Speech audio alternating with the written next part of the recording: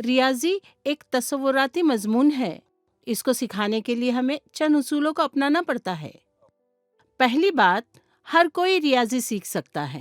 ہر ایک کو ریاضی سیکھنا ہی چاہیے، یعنی ہر بچہ، چاہے وہ مرد ہو یا عورت، کسی شہر سے ہو یا گاؤں سے، ان سب کے لیے ریاضی سیکھنا بالکل ممکن ہے، اور یہ اس بات پر منحصر کرتا ہے کہ ہم ان کو کیسے سکھا سکتے ہیں۔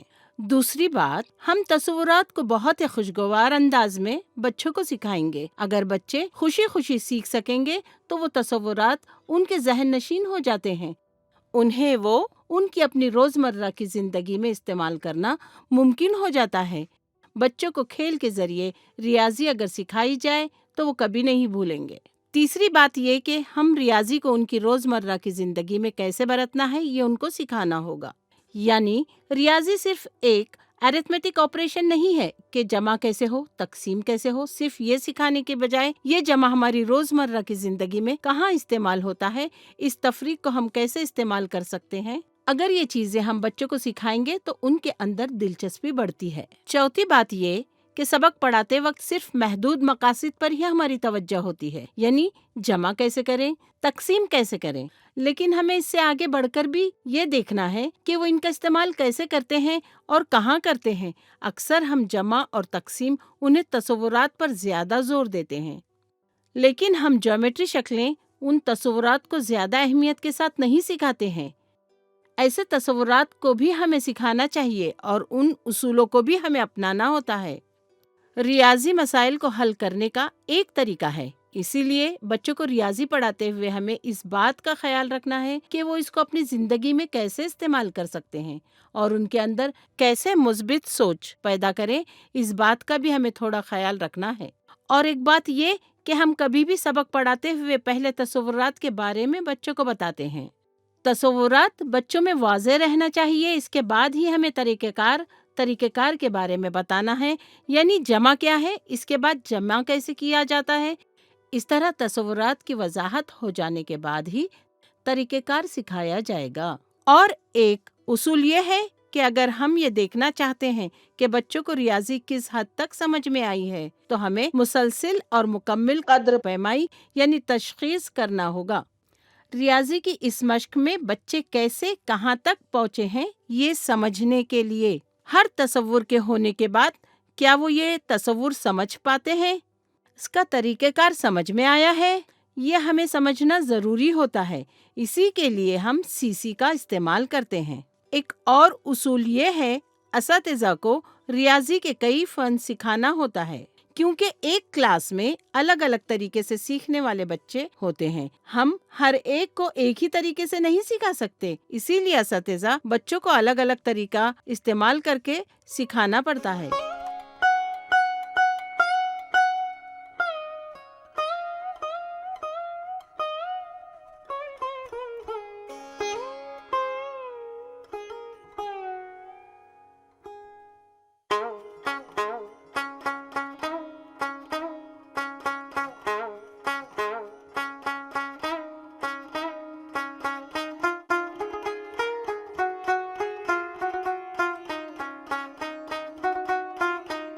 سیکھنے کے اصولوں کے تعلق سے ہم نے جان لیا ہے، اس کو ہم نے کئی تربیتی پروگرام میں سنا بھی ہوگا، لیکن ان کو تدریسی وسیلہ استعمال کر کے اور تدریس کے طریقے استعمال کر کے کیسے بچوں کو خوشگوار ماحول میں ریاضی سکھایا جا سکتا ہے، اس کے تعلق سے بھی جانیں گے۔ ریاضی کی تدریس کو نتیجہ خیز بنانے کے لیے ہمیں چند اہم اجزاء کا استعمال کرنا ہوگا، جن میں سے ایک ہے 3 C's، جسے ہم 3C کہتے ہیں۔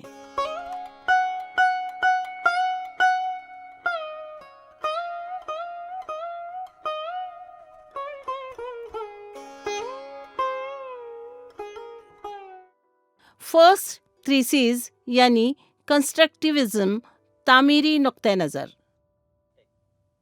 یعنی اس میں بچہ خود اپنے آپ معلومات حاصل کرتا ہے۔ ہم جب روایتی طریقے سے پڑھاتے ہیں تو ایک استاد اپنی معلومات کو منتقل کرتا ہے بچوں میں۔ ہم یہاں اس کی بجائے بچوں کو ایسا ماحول دیتے ہیں جہاں بچہ خود اپنے آپ سیکھتا ہے، یہ ہے کنسٹرکٹیوزم۔ تو اسے कंस्ट्रक्टिविज्म कहते हैं। दूसरे सी में हम कोलैबोरेटिव एंड कोऑपरेटिव इस उसूल को इस्तेमाल करते हैं। इसमें बच्चे गिरोह में बाहमी ताउन और बाहमी शराकत के जरिए सीखते हैं। तीसरा यानी CCE, ये हमने पहले भी उसूलों में बयान किया था। ये कॉम्प्रिहेंसिव इवैल्यूएशन और कंटिन्यूअस है। मुसलसिल और वसी कदर पैमाई ये 3C है। इन 3Cs को इस्तेमाल करके हम रियाजी की तदरीस कर सकते हैं। सबसे पहले कंस्ट्रक्टिविज्म क्या है इसको समझेंगे।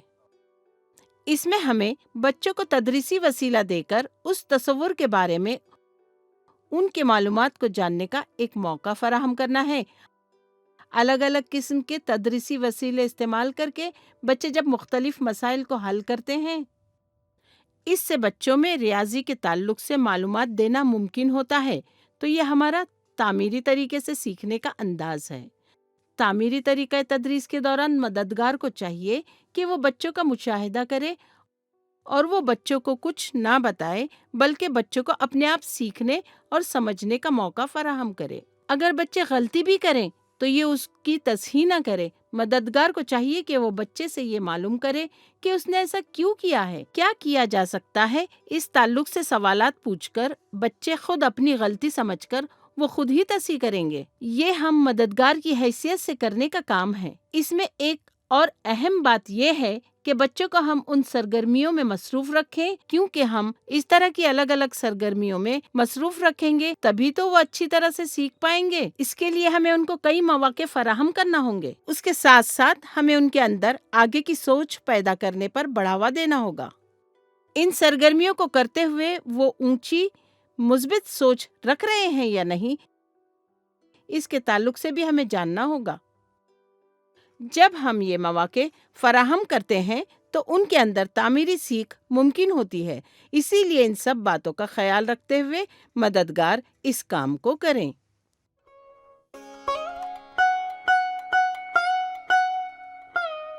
त्रीसी को हम क्लासरूम में कैसे इस्तेमाल करें, हम निसाब कैसे तैयार करें, इससे मुतालिक चंद बातें समझेंगे। इसमें हम 5E का इस्तेमाल कर रहे हैं। 5E का मतलब क्या है? सबसे पहले यंगेज स्टेज यानी मसरूफ रखिए मंजिल। दूसरा है एक्सप्लोर स्टेज, ये खोजिए मंजिल है। तीसरा एक्सप्लेन स्टेज, ये वजाहत कीजिए मंजिल है। चौथा इलेबोरेट स्टेज, ये तफसील पेश करने की मंजिल। पांचवा इवेलुएट स्टेज यानी कद्र पैमाई की मंजिल। इसके ताल्लुक से कुछ मालूमात हम हासिल करेंगे। यंगेज स्टेज यानी बच्चों को कैसे मसरूफ करें।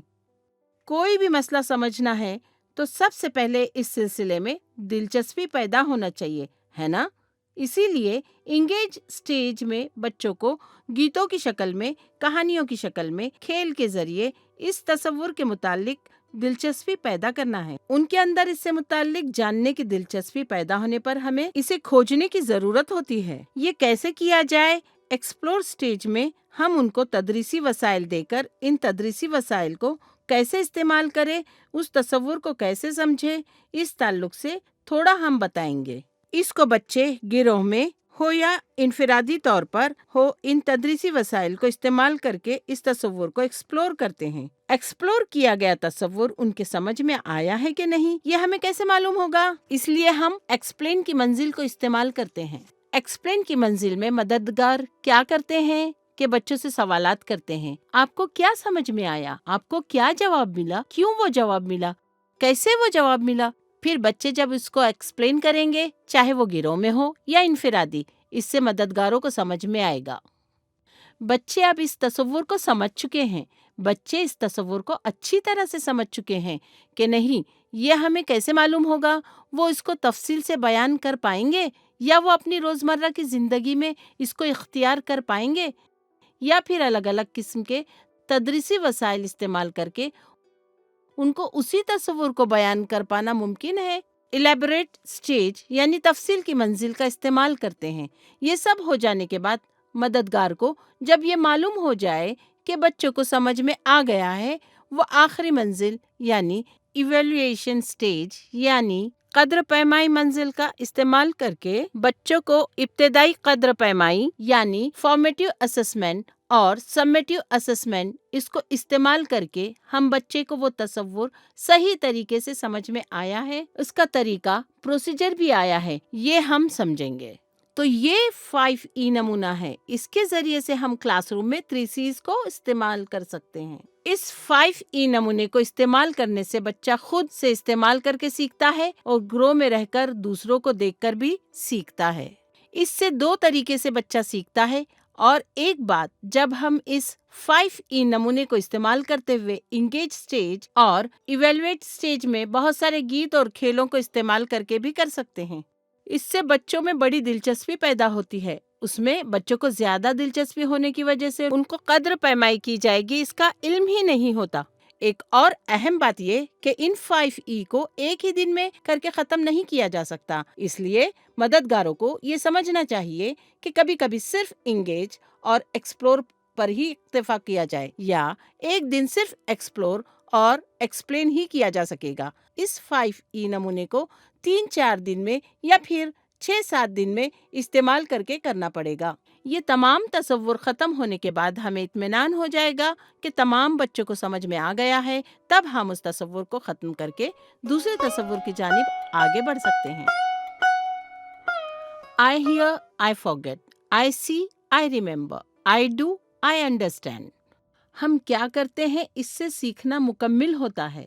ریاضی کی مشق کرواتے ہوئے ہم کبھی بھی ٹھوس سے تصورات کی جانب جائیں گے تو زیادہ بہتر رہے گا، کیونکہ بچے کبھی بھی جو دیکھتے ہیں وہ ایک مشق ہے، لیکن جو وہ کرتے ہیں ان کو ہمیشہ یاد رہتا ہے۔ اسی لیے ہم تدریسی وسیلہ استعمال کر کے ان کو ایک مشق کروا کر یا ایک تصور کے تعلق سے بتاتے ہیں، اس کے بعد ہم تصور کی طرف جاتے ہیں۔ دوسری اہم بات، کبھی بھی معلوم سے نامعلوم، یعنی بچے کو جو کچھ بھی معلوم ہے وہاں سے بچوں کو جو معلوم نہیں ہے اس مشق کی طرف لے جاتے ہیں۔ کانکریٹ ٹھوس مرحلے میں ہم کیا کرتے ہیں؟ ٹھوس میں بہت سے تدریسی وسیلے کا استعمال ہوتا ہے۔ اب اگر تدریسی وسیلہ نہ ہو تو کیا کیا جائے؟ مقامی وسیلہ بھی استعمال کر سکتے ہیں، لیکن ہم یہاں کیا کرتے ہیں کہ بچوں کو جب ہم تدریسی وسیلہ دیں گے تو وہ اس کو چھو کر، دیکھ کر محسوس کر سکتے ہیں، تب انہیں ریاضی کچھ نظر آنے لگتی ہے، کیونکہ ریاضی بہت ہی تصوراتی ہے۔ ریاضی ان کو ہم کیسے سمجھائیں؟ اس لیے ہم تصوراتی وسیلے کا استعمال کرتے ہیں۔ ان تصوراتی وسیلے کے استعمال سے بچوں کو جب اس تصور کے متعلق معلومات ہو جانے کے بعد ہم کیا کرتے ہیں کہ ان کو تصورات کی طرف لے جاتے ہوئے اس میں ایک اور منزل ہے کہ نمائندہ، یعنی ریپریزنٹیشن سٹیج۔ اس میں ہم کیا کرتے ہیں کہ بچے نے جو اس ٹھوس میں دیکھا ہے اس کو تصویر کے ذریعے یا کچھ اور لکھنے کے ذریعے ان کو بیان کر سکتا ہے کیا؟ یہ ہم سمجھتے ہیں۔ کبھی تصویر یا مربع دار نوٹ بک بھی استعمال کرتے ہیں۔ اس کو استعمال کر کے انہوں نے ٹھوس میں کیا کیا ہے اس کی اگر وہ نمائندگی کر سکیں تو اب وہ تصورات کی جانب جا سکتے ہیں۔ تصوراتی یعنی ایبسٹریکٹ سٹیج کے ہندسوں کو لے کر علامتوں کی استعمال کر کے ہم ریاضی کو دکھاتے ہیں اور طریقہ کار استعمال کر کے اس کو حل کرتے ہیں۔ تو یہ ٹھوس سے تصورات کی جانب جاتے ہوئے نمائندگی کی ایک درمیانی منزل ہے۔ یہ جو CRA ہم کہتے ہیں، یعنی کانکریٹ، ریپریزنٹیشن اینڈ ایبسٹریکٹ، تو C کا مطلب کانٹریکٹ، R کا مطلب ریپریزنٹیشن اور A کا مطلب ایبسٹریکٹ کے تصور، تو ٹھوس سے تصور کی جانب لے جانے کا طریقہ ہی CRA اپروچ ہے۔ وہ ایک انسٹرکشنل اپروچ، ایک تدریسی طریقہ ہے۔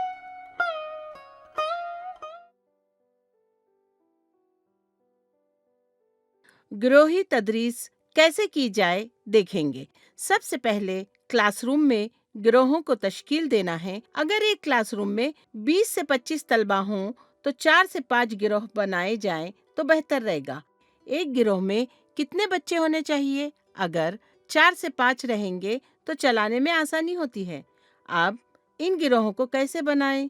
ایک گروہ میں لڑکیاں بھی ہوں گی اور لڑکے بھی ہوں گے، اور ان کے سیکھنے کی سطح الگ الگ ہونی چاہیے۔ اس میں بلو ایوریج بچے بھی ہوں گے اور ایوریج بچے بھی ہوں گے، ابو ایوریج بچے بھی ہونا چاہیے۔ ہم جماعت سے سیکھنے کا امکان زیادہ ہوتا ہے۔ گروہ میں آغاز کرتے ہوئے ان بچوں کو گروہ میں تقسیم کرنے کے بعد ہر گروہ کو ایک نام دیں گے۔ اس سے ان کو ان کے گروہ کی پہچان کرنے میں آسانی ہوگی۔ پھر ہم کیا کرتے ہیں کہ ایک گروپ چیٹ بناتے ہیں، اور اس گروپ چیٹ میں ہم کیا کرتے ہیں، اس گروہ کے ممبران کے تعلق سے لکھ کر ان کی سکورنگ، یعنی ان کے ایک ایک گروہ کو کیا ملا، کیا نشان ملے ہیں، یہ ہم ریکارڈ کرتے ہیں۔ اب ہم اس میں کیا کرتے ہیں کہ ایک گروہ میں 5 بچے ہوں تو ان کو ایک کوڈ دے دیں گے، ہر ایک بچے کو ایک کوڈ، ABCD بھی ہو سکتا ہے، یا الف بے پے تے، یا جیم چیم ہے خا۔ جب ہم ایسا کوڈ دیتے ہیں تو ہر گروہ میں ایک جیم رہے گا، ایک چیم رہے گا، جس سے ہمیں تمام بچوں کو سیکھنے کا موقع فراہم کرنے میں آسانی ہوتی ہے۔ یعنی مددگار جب ہر گروہ کے جیم کھڑے ہونے کو کہیں گے تو ہر گروہ کے جیم اٹھ کھڑے ہو جائیں گے۔ اس طرح ہر بچے کو اس کے نام سے بلانے کی ضرورت بھی پیش نہیں آئے گی۔ اس گروہی تدریس میں کیا ہوتا ہے کہ ملٹی گریڈ سچویشن آتی ہے، یعنی متعدد طبقات، یعنی الگ الگ طبقات سے آنے والے بچے بھی ہوتے ہیں، اور کبھی کبھی ملٹی لیول یعنی متعدد سطحوں کے بچے بھی ہوتے ہیں۔ ان دونوں کو اپنے ذہن میں رکھتے ہوئے فیسیلیٹیٹ کرنا ہوتا ہے۔ ہر گروہ کو ایک نام دینا ہوگا، ہر گروہ میں ایک لڑکا یا لڑکی، اور پھر ان لیڈروں کو وقفہ سے تبدیل کر سکتے ہیں۔ ایسا کرنے سے ہر بچے کو لیڈرشپ کا موقع ملتا ہے۔ اب ان گروہوں کو کیسے چلائیں؟ سب سے پہلے تو مددگار ہی اس کو چلا سکتے ہیں، یا ممبر بھی چلا سکتے ہیں، اور پھر لیڈرز جو ہوں گے وہ بھی چلا سکتے ہیں۔ ایک گروہ دوسرے گروہ کو بھی چلا سکتا ہے۔ اس طرح الگ الگ طریقہ استعمال کرنے سے کیا ہوگا کہ سیکھنے کے مختلف موقع فراہم ہوتے ہیں۔ بچے بھی الگ الگ طریقے سے سیکھتے ہیں۔ ہمیشہ ایک ہی طریقے سے چلاتے ہیں تو بچوں میں بھی دلچسپی نہیں ہوگی۔ اسی وجہ سے الگ الگ طریقے استعمال ہونے کی وجہ سے بچوں میں دلچسپی پیدا ہوتی ہے۔ یہ گروہ کو چلانے کے الگ الگ طریقے ہیں۔ گروہی تدریس کے فائدے کیا ہیں؟ اب ہم یہ دیکھیں گے۔ یہاں ہر بچے کو خود سے سیکھنے کا موقع رہے گا، اور ہم جماعت سے سیکھنے کا موقع رہے گا۔ یہاں لیڈرشپ کا موقع بھی ہر ایک کو ملتا ہے، اور اس میں بچوں کی توجہ بھی دوسری جانب نہیں جاتی ہے، کیونکہ مددگار کب ان کا نام پکارے گا، کب ان کو جواب دینا ہے، اس سے وہ بے خبر رہتے ہیں۔ اس لیے ان کو ہمیشہ متوجہ رہنا پڑتا ہے۔ تو اس سے گروہی تدریس میں کھیل کی اسپرٹ بھی آ جاتی ہے۔ جس طرح بچے اپنے دوستوں کے ساتھ اور ہم جماعت کے ساتھ کھیلتے ہیں، اسی طرح سیکھتے بھی ہیں۔ اس سے بچے بھی خوش رہتے ہیں۔ بچوں کو بھی ہمیشہ ایک ہی جگہ پر بٹھا کر اساتذہ کیا پڑھا رہا ہے وہی سننا پڑے گا، ایسا محسوس نہیں ہوگا۔ وہ اپنے ہم جماعت کے ساتھ بات کرتے ہوئے ان کے من میں رہنے والے خیالات ایک دوسرے سے بانٹتے ہوئے سیکھتے ہیں۔ اکثر کلاس روم میں کیا ہوتا ہے کہ جو بچے ذہین یا پرجوش ہوتے ہیں سب سے پہلے جواب وہی دیتے ہیں، اور کچھ شرمیلے بچوں کو جواب دینے کا موقع ہی نہیں ملتا۔ لیکن گروہی تدریس میں مددگار جن کو کہیں گے ان کو جواب دینا ہوتا ہے۔ اس سے ہر بچے کو جواب دینے کا موقع ملتا ہے۔ یہ گروہی تدریس کا ایک بہت ہی مفید پہلو ہے۔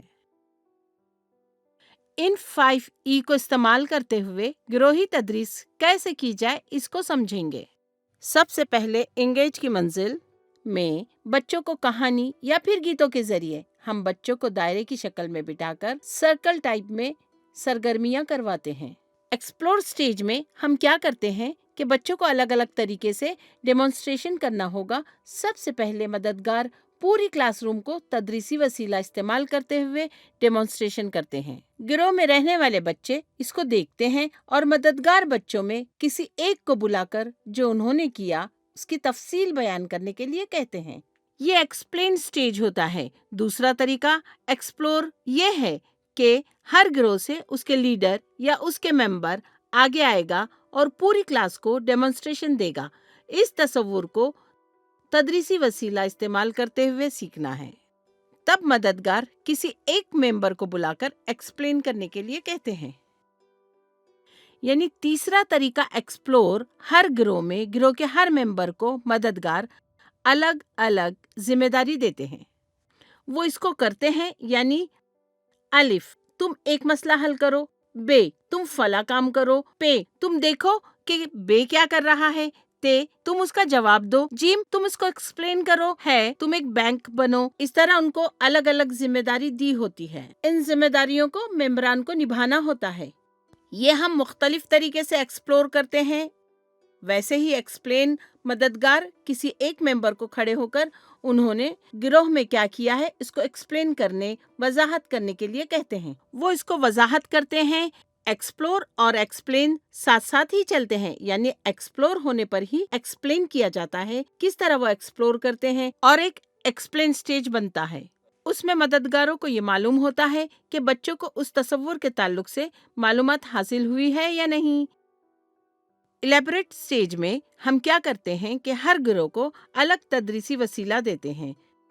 اس طرح ہر گروہ کو الگ تدریسی وسیلہ استعمال کر کے ایک ہی تصور کو سمجھنے میں آسانی ہوتی ہے۔ اس میں ہم ایک اور چیز جو دیکھ سکتے ہیں وہ یہ کہ بہت زیادہ کراس لرننگ ہوتی ہے، یعنی ہر بچے کے سیکھنے کا طریقہ الگ ہوتا ہے۔ یہاں گروہ میں سیکھتے ہوئے سیکھنے کے طریقے کو دیکھ کر بچے بھی سیکھ لیتے ہیں، یعنی ان کے گروہ میں رہنے والے بچوں نے کن طریقوں سے، کس اسٹائل سے سیکھا ہے اس کو وہ بھی سیکھ سکتے ہیں۔ گروہی تدریس سے ہر ایک بچے کو سیکھنا آسان ہو جاتا ہے۔ اسی طرح کلاس میں رہنے والے ہر بچے کو ریاضی سیکھنا آ جاتا ہے۔ یعنی ایک گروپ میں بیس 10 بلاکس، ایک گروپ میں پلے منی اور ایک گروپ میں ابیکس ہو سکتا ہے۔ اس میں یہ ہوتا ہے کہ بچوں کو الگ الگ تدریسی وسیلہ استعمال کرنے کی خواہش ہوتی ہے۔ کیسے میں اپنے تدریسی وسیلے کی مدد سے اپنے حساب کو حل کروں اور دوسرے تدریسی وسیلے کا بھی استعمال کروں، اسی جستجو میں وہ جلد از جلد سیکھتے ہیں۔ روایتی طریقے تدریس سے ہٹ کر اس الگ نوعیت کے گروہی تدریس میں بہت زیادہ جوش اور مسرت ہوتی ہے، جس کی وجہ سے سیکھنا بہت اچھے سے ہوتا ہے۔ ہر ایک بچے نے بہت جوش و خروش سے سیکھا ہے، اسی لیے ان کی سیکھی ہوئی معلومات ہمیشہ کے لیے ذہن نشین ہو جاتی ہے اور تصورات بھی واضح رہتے ہیں۔ اس طریقے میں مدرسے کے اندر بہت زیادہ شور و غل ہونے کے اندیشے رہتے ہیں، یعنی بہت زیادہ نوائز جس کو ہم کہتے ہیں شور رہتا ہے، کیونکہ بچے بہت جوش میں ہوتے ہیں، اسی لیے وہ شور مچائیں گے۔ لیکن چونکہ بچے جوش و خروش سے سیکھ رہے ہوتے ہیں، اسی لیے یہ شور ہو رہا ہے، اور ہم اس کو پازیٹیو نوائز کہتے ہیں۔ اس لیے اس کو شور نہیں سمجھنا چاہیے، بلکہ مددگار اس سے خوش ہوں تاکہ وہ جو سکھانے کی کوشش کر رہے ہیں وہ ممکن ہو رہا ہے۔ گروہی تدریس کے دوران اگر آپ چاہتے ہیں کہ کلاس میں شور نہ ہو، نظم و ضبط قائم رہے، تو اس کے لیے مددگار کو چاہیے کہ وہ چند ضابطے بنائیں۔ بچے کیا کر سکتے ہیں، کیا نہیں کر سکتے ہیں، یہ اگر بچوں کو پہلے ہی بتا دیا جائے تو اس طرح کے مسائل نہیں آئیں گے۔ یہ بات مددگاروں کو سمجھنی چاہیے۔ مددگاروں کو یہ دیکھنا چاہیے کہ بچے جو بات کر رہے ہیں آیا وہ اس مضمون سے متعلق ہی ہے۔ اگر وہ اس سے ہٹ کر دوسری گفتگو کر رہے ہیں تو ان کو نظم و ضبط میں لانا ضروری ہے۔ اگر وہ تصور کے تعلق سے بات کر رہے ہیں تو یہ بہت اچھی بات ہے۔ تدریسی کٹ میں ہر گروہ کو دینے کے لیے وسیلے نہیں ہو سکتے۔ ایسے وقت میں ہم کیا کر سکتے ہیں؟ پہلے تو ایک گروہ کو اگر ابیکس دیں گے تو دوسرے گروہ کو پلے منی دیں گے، اور اگر ایک گروہ کو بیس 10 بلاک دے سکتے ہیں۔ یہ ایک طریقہ ہو گیا۔ اس میں ہر گروہ کو تدریسی وسیلہ مل جاتا ہے۔ پلے منی زیادہ ہوتی ہے، اس لیے ہم ہر گروہ کو پلے منی دے سکتے ہیں۔ اگر یہ کم پڑ رہے ہیں، ہر گروہ کو کم از کم ایک اس طرح کا ان کی نوٹ بک کے کور سے یا پھر کارڈ بورڈ کے استعمال سے انہیں بنا کر دیا جا سکتا ہے۔ اس ریاضی کٹ کو ہم نے سماجی فلاح کے لیے تیار کیا ہے، اس لیے اس پر کسی کا کوئی حق نہیں ہے۔ اس کو کریٹیو کامنز میں ڈالے جانے کی وجہ سے کوئی بھی اساتذہ چاہے تو اس کو ڈو اٹ یور سیلف کا استعمال کر کے اس کو ریپلیکیٹ کر سکتے ہیں، ان کو اپنے TLM میں وہ بنا سکتے ہیں۔ ایک ہی کلاس میں 4-5 اس طرح الگ الگ طبقات کے بچے ہوں تو ہمیں چاہیے کہ اس نصاب کو از سر نو تشکیل دیں، یعنی ایک وقت میں ایک ہی تصور آئے۔ اگر تیسری جماعت جمع سیکھ رہی ہے تو چوتھی جماعت میں بھی جمع ہی سکھائی جائے گی۔ اس سے ایک ساتھ بیٹھ کر گروہی تدریس کرنا ممکن ہو جائے گا۔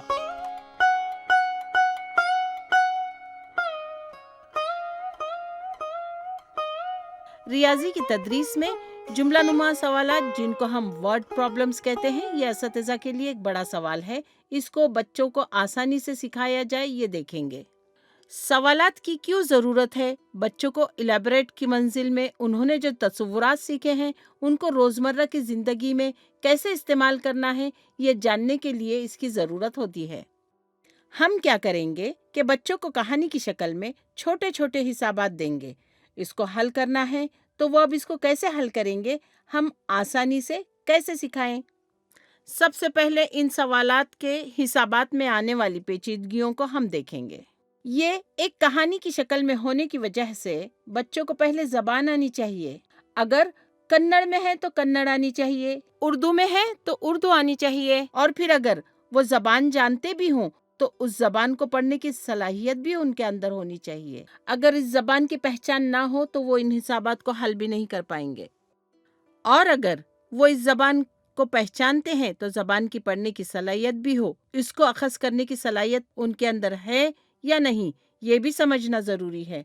इस जबान को अक्स करने की सलाहियत उनके अंदर हो तभी इसे उस जबान में कहानी में क्या कहा गया है, क्या करना है, ये समझने में आसानी होगी। बच्चे जब इस हिसाब को समझ जाएं, इसमें कौन है, वो क्या कर रहा है, वो क्यों कर रहा है, क्या मसला है, इस ताल्लुक से सोचने के बाद वो इस मसले के तसव्वुर को पहचान कर उसको हल करना होता है। ये करने के बाद वो तरीक़ेकार इस्तेमाल करके उसको हल करेंगे। हल करने के बाद उनको जो जवाब मिलेगा उसको दोबारा उसी कहानी में रख कर देखेंगे। ये उन सब मरहलों से गुजरने पर ही वो जुमला नुमा सवालों को समझ सकते हैं। चलें एक मिसाल लेते हैं। रामू के पास 5 सेब हैं और शामू के पास 3 नारंगियां हैं। अब इन दोनों के पास कितने फल हैं? ये सवाल अगर हम करें तो बच्चा पहले उर्दू समझेगा, फिर उस कहानी में क्या क्या हो रहा है, यानी कौन है, कौन रामू है, शामू कौन है, रामू के पास क्या है, 5 सेब हैं, शामू के पास क्या है, 3 नारंगी हैं। अब सवाल क्या है कि दोनों के पास कितने फल हैं, तो वो क्या करेगा, साथ होने की वजह से उनको जमा करना है, ये वो समझेगा, यानी जमा करना है। अब वो तरीक़ेकार इस्तेमाल करके जमा करेगा, यानी 5 और 3 जमा करेंगे तो 8। अब 8 क्या है, 8 फल हैं। 8 फल है ये समझने से इस मसले का हल नहीं होगा, वो मुकम्मिल नहीं होगा। 8 फल कहते हुए वापस उसको इस कहानी में ले जाना है। इस मसले का हल क्या होगा? कुछ बच्चों को इस जुमला नुमा हिसाबात को तसव्वुराती तरीके से हल करना मुमकिन नहीं हो सकता है। उस वक्त हम क्या करेंगे? ऐसे में हम CRA इस्तेमाल कर सकते हैं। सबसे पहले अलामती तरीके में वो इन 5 सेबों को और 3 नारंगियों को 2 अलग अलग रंगों के काउंटर में बता सकते हैं। फिर इस काउंटर का इस्तेमाल करके जमा कर सकते हैं और हासिल शुदा जवाब को अपने उस मसले को समझने में इस्तेमाल कर सकते हैं। इसे वो रिप्रेजेंटेशन स्टेज में भी कर सकते हैं, यानी नोटबुक में तस्वीर बनाने के जरिए भी मुमकिन होगा, या जमा में इस तरीके को इस्तेमाल करके हिसाब को हल किया जा सकता है। बच्चा किस मंजिल में है इसके मुताबिक CRA का इस्तेमाल किया जा सकता है।